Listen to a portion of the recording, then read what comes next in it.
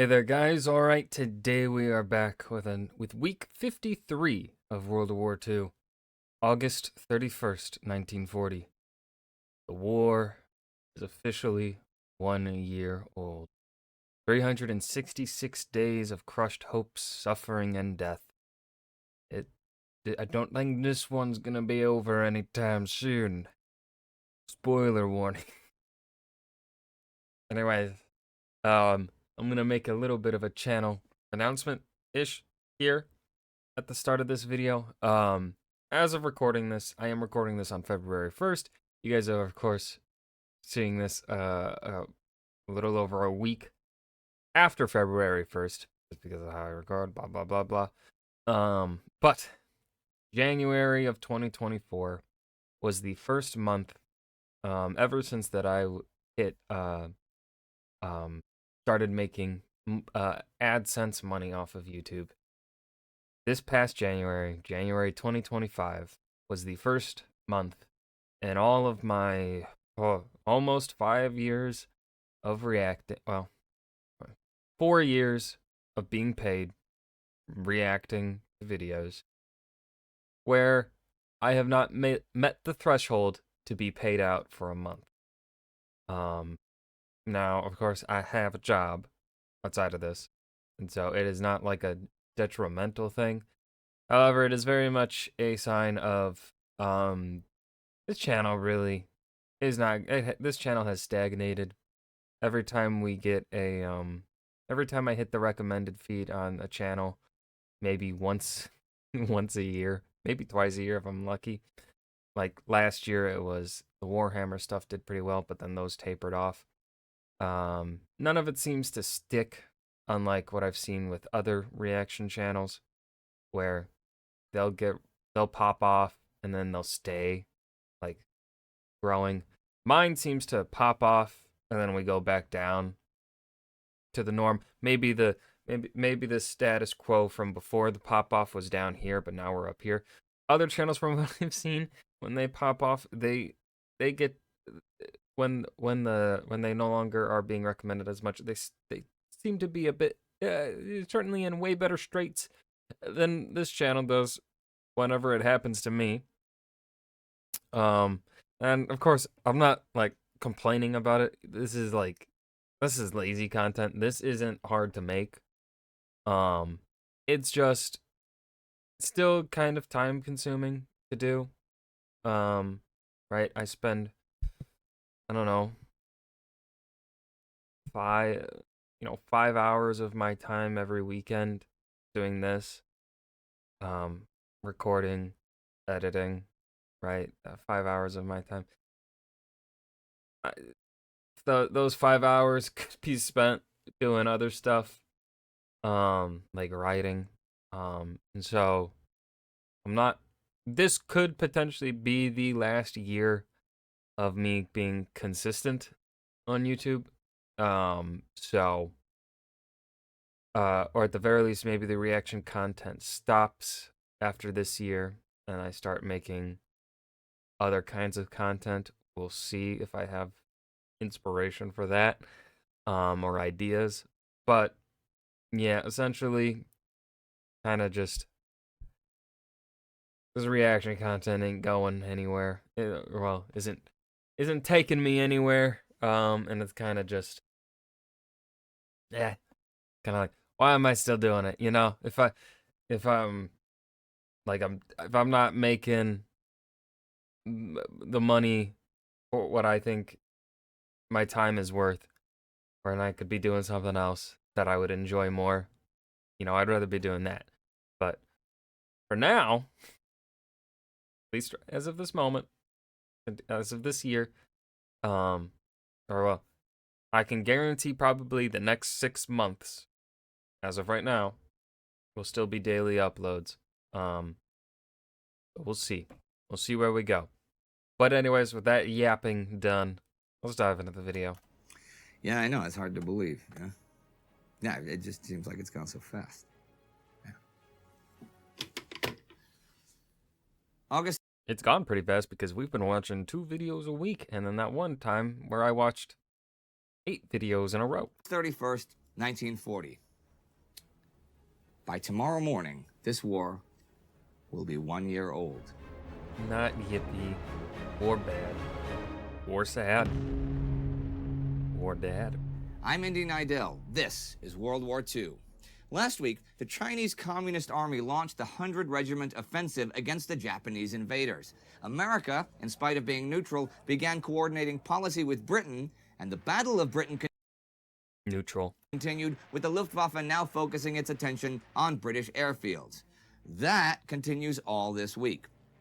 On the 25th, the main German attack against Warmwell Airfield is heavily escorted, and despite lots of British fighters sent out to intercept, the Germans lose just one bomber. Total German losses are 20 planes Ooh, that's still a lot. to Britain's 16. Not good. In the long the run, Germans. that is in Germany's favor. It is? Britain's 16. In the long run, that is in Germany's favor. How? Britain's producing more a month. However, in response for last week's bombing of South London, the RAF bombs Berlin. This is a big shock to German high command, who have claimed repeatedly that such an attack is impossible. William Shirer writes about the German defense. The concentration of anti-aircraft fire was the greatest I have ever witnessed. It provided a magnificent, a terrible sight. And yet, it is completely ineffective and does not bring down a single British plane. Ooh. Nor do the planes kill any German civilians. The locals find the whole thing funny, but they don't later in the week when a similar raid kills 10 German civilians. On the 26th, the Germans send 3 raids against British airfields and 1 on Portsmouth. Germany loses 19 bombers and 26 fighters. Britain, 31 fighters. The 27th, RAF Coastal Command establishes an air base on Iceland. In the raids to 28th through 30th, the Germans lose 83 planes to 55 for the RAF. These are not good trades for the Germans. On the 31st, at the end of the week, the Germans keep up the pressure. They lose 41 in the skies and the RAF 39, but the British lose more on the ground as well. Goering is now in measurable distance of achieving his objective of superiority over southeast England. He is? I'm having a hard time visualizing that he actually is. The numbers don't add up to me. The RAF airfields at Biggin Hill, Manston, West Malling, Lymm, and Hawking are all more or less out of the fight. There are only 2 RAF sector stations in commission south of the Thames. Okay. I talked a bit about some RAF issues themselves last week, so here's a few words about German ones. German fighter pilots were also suffering from stress and exhaustion. Operating from improvised and uneven fields in the Pas de Calais, they suffered many accidents. The Me-109 was an excellent aircraft for experienced pilots, but for those rushed forward from flying school, it proved a tough beast to master. There are issues with fighting over another nation. Bomber pilots complain that the escorting Me-109s turn back and leave them exposed. But the reason for that is they don't have enough fuel to be over Britain for more than 30 minutes and still make it home. Less than that if they're involved in dogfights. The 110s are twin-engined and have the range, but their losses are heavy, and they want 109s for escorts of their own, even as they are escorts for bombers. Stukas were important in the Scandinavian and Western European invasions, but though they're great against ground targets, they've proven so vulnerable to fighter planes that they were pulled from service over Britain after the 18th. Luftwaffe Chief Hermann Goering, unlike his RAF counterpart Hugh Dowding, does not circulate his squadrons, so the German airmen do not get any quiet rest periods. This, and the rapidly mounting losses, are ruinous for morale. But Goering, and he does get super optimistic reports from his intelligence, is convinced the RAF is just about to give in. His Air Force is pounding the British airfields as hard as it can. But think of the morale of the German pilots, being told daily that the RAF is on its last legs, and then meeting the same stiff resistance on each and every mission, and the missions come more and more often, and are larger and larger. All pilots on both sides know this. This is a fight to the finish. These are dark times indeed for the British. The Luftwaffe have begun to win the battle, though not fast enough for Hitler or Goering. See, the autumn gales will soon be here, and they have to get the barges of the invasion force across the Channel Narrows before the weather really worsens later in September. This means they really have to break British resistance within the next few weeks. This must be in a series of steps. First, they have to beat the RAF in the skies, so that then they can bomb the Royal Navy out of the Channel, so that then they can invade.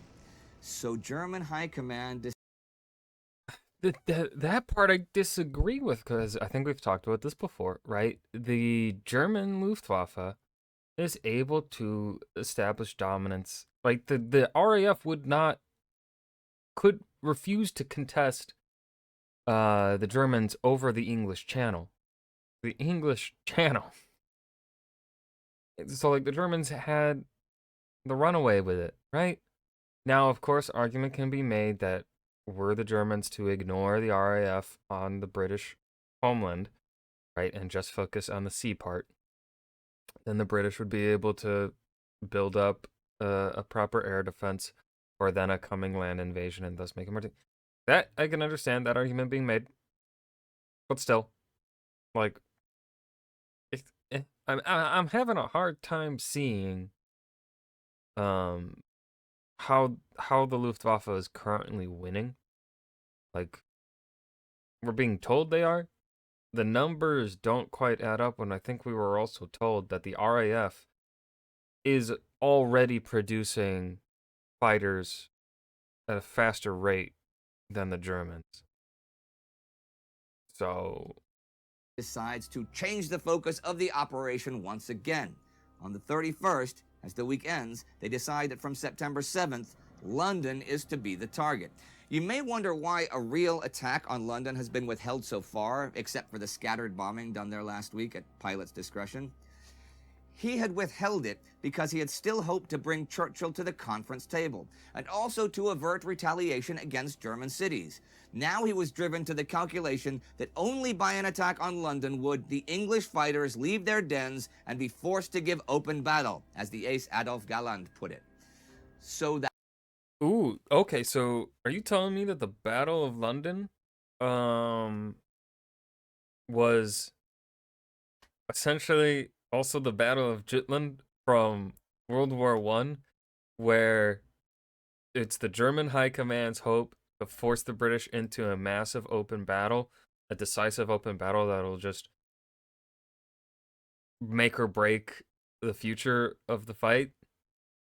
That's interesting. that's the plan. That's interesting. Britain has other things to worry about, though, as well, like the vulnerability of the British forces in North and East Africa. So on the 30th, they begin Operation Hats, which sends the battleship Valiant, the aircraft carrier Illustrious, and a bunch of other ships all the way across the Mediterranean to Alexandria from Gibraltar with guns, ammo, and planes for Egypt. Another operation is in progress all the way over in northeastern China, the 100 Regiments Offensive. This began last week, as I said, and this week the Chinese Communists continue to attack their communications targets, particularly the railway lines. In case you're wondering, the name 100 Regiments was already used on August 22nd, just 2 days after the campaign began. Communist Army leader Peng Dehuai believes, in the words of Lyman Van Slyke, that he can fundamentally transform the military and political situation in Shaanxi and Hebei provinces. He issues orders to his commanders on the 31st that say, "The victories being won in the Battle of the 100 Regiments have already revealed enemy weaknesses because his forces are spread too thin. His troop strength on the North China battlefield is inadequate. If we are able to achieve the objective of thoroughly destroying the Zhengtai rail line and that segment of the Tongpu rail line between Xinshan and Shuaoshan, we could link up the three principal base areas into one. This would be of all-around benefit to us. It would furthermore lead to changes in the military situation in North China."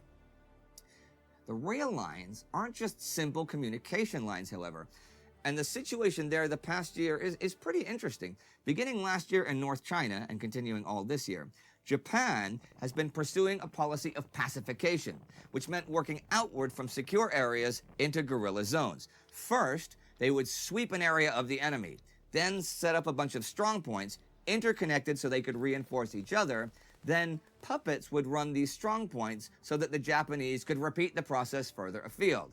They would cut through areas of communist control, and what they used as their main framework was the railway lines. These were seriously fortified and protected, and they'd keep resistance groups separate from each other and sabotage their mobility. This is known as cage tactics, using the railway lines as bars. And even Pretty smart. Pretty smart. I've got no, yeah. Okay, Japan. You got some big brain thinkers going on here. the roads as chains, and the Japanese had worked hard to improve and extend the rails and roads this year. The Zhengtai and Tongpu lines had been of a gauge incompatible with the rest of China, but the Japanese had used forced labor to make them both standard by now. The most important of their new constructions is the Deshi Link, which connects all the major lines in North China: the north-south trunk lines, the Zhengtai west into Shaanxi, and the Jiaoji east from Jinan to Qingdao. These have serious protection: blockhouses, moats, ditches, not only to prevent sabotage, but also to prevent movement across them from zone to zone. These are so effective that acts of sabotage have dropped from over 200 in the summer of 1938 to around 100 in July 1939 to around just 30 this July. Oh, damn. Blockhouses are spread like constellations, with over 500 in central Hopei alone, 4 to 5 kilometers from each other. Trade patterns are disrupted. Local peasants are caught between regulations by both sides. And so this battle, 100 regiments, is also called by many Chinese communists the cage-busting campaign, because what they most want to do is control or destroy the rail lines, then push out the enemy and seize the land the Japanese have taken. Attempts to seize land are also afoot in Eastern Europe. Hungary and Bulgaria have lately been trying to pick a fight with Romania, so, like the USSR did recently, they can seize Romanian territory. Germany, however, does not want a war down there to interrupt its oil and grain supplies, so they intervene and call a conference at Vienna. The Second Vienna Award gives a big chunk of Transylvania from Romania to Hungary and southern Dobruja to Bulgaria. Romania has no choice but to agree with this. We'll see how this immediately affects Romania next week. Oh, and okay. there I will end this week. A week, much like the past few weeks, of action in the skies over Britain that gets ever more intense, with the Germans worrying that time is running out. Also a week of fighting on the ground in China, as the numerically superior Chinese Communist Army continues to attack the superior armed and equipped Japanese. And in a few hours, this channel will be 1 year old. 1 year old. Can you believe it? It doesn't feel like it's been a whole year. But then again, when I think back to the almost innocence of the phony war period, then it feels like that was ages ago. But let's say it again. There never was a phony war. It's been a brutal, desperate war the whole time. Think of the enormous losses of the Winter War in Finland, the systematic atrocities in occupied Poland, the race for the Swedish iron ore, the magnetic mine campaign, the overrunning of France. God, magnetic mines. That feels long ago, but it really wasn't. France and the Benelux countries, the endless fighting in the skies over Britain, the continuation of Japan's invasion of China, the further isolation of the Chinese nationalists, and the danger of a breakdown of the United Front, and what that might mean for the average Chinese peasant, the war now expanding to the deserts of Africa and the Mediterranean. This is a world war, and it is world war without end in sight. Now, We got heated. that could mean that things will coast along as they are. And while that is a tragedy, there have been worse, right? Only we can see that's not likely to happen. We know Adolf Hitler plans already to invade the USSR next year. We know Spoilers! that Japan is already turning its attention towards places like the Dutch East Indies and French Indochina. We know that the neutral U.S. is already aligning itself with Britain. So we know that whatever does happen, this won't coast along. This will get far, far more deadly as it explodes further, and a death toll in the hundreds of thousands will likely become one of many millions. Happy anniversary. Week 53 of World War II, August 31st, 1940. 366 days of crushed hope, suffering, and death. The depressing end, which is fitting, because it is depressing. And I have nothing else to say here at the end of this video. Aside from, I hope you guys enjoyed. Remember to hit that like button and subscribe for more. I will see you guys in the next video. Peace.